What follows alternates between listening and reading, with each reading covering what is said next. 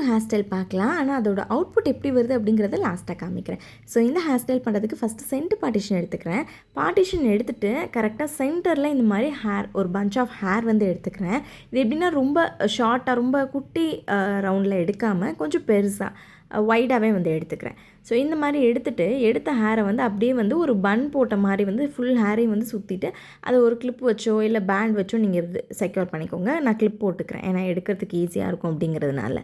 So இப்போது ஃப்ரண்ட்டில் இருக்கிற ஹேர் வந்து நமக்கு அப்படியே தான் இருக்கும். பார்ட்டிஷன் எடுத்து வச்சுருந்தோம்ல, அது ஃப்ரண்ட்டில் அப்படியே தான் இருக்கும். ஸோ இந்த ஹேரை வந்து ஃபஸ்ட்டு பார்ட்டிஷன் பக்கத்தில் ஒரு சின்ன செக்ஷன் மாதிரி கொம்பு வச்சு யூஸ் பண்ணி நான் எடுத்த மாதிரி எடுத்துகிட்டு அந்த ஹேரை வந்து அப்படியே ட்விஸ்ட் பண்ணி எடுத்துகிட்டு போயிட்டு நம்ம சுற்றி பன் போட்டு வச்சுருக்கோம்ல, அதுக்கு பேக் சைடில் வச்சு ஒரு கிளிப் போட்டுக்கலாம். இதே மாதிரி பக்கத்துலேயே உங்களுக்கு இந்த மாதிரி எத்தனை செக்ஷன் எடுத்து ட்விஸ்ட் பண்ணணும்னு நினைக்கிறீங்களோ, ஃப்ரண்ட்டில் உங்களுக்கு உங்களோட ஃபேஸ்க்கு ஏற்ற மாதிரி எது நல்லா இருக்குமோ அந்த மாதிரி அத்தனை செக்ஷன் எடுத்து நீங்கள் ட்விஸ்ட் பண்ணிக்கோங்க. ஆனால் ஃப்ரண்ட்லேருந்தே ட்விஸ்ட் பண்ணி எடுத்துகிட்டு போங்க. எடுத்துகிட்டு போகிறது எல்லாமே வச்சு பின் போடுறது வந்து பார்த்தோன்னா ஒன்று கீழே ஒன்றா வச்சு போடுங்க. அப்போ தான் வந்து பார்க்குறதுக்கு கரெக்டாக அது லைன் பை லைன் வந்து அழகாக தெரியும்.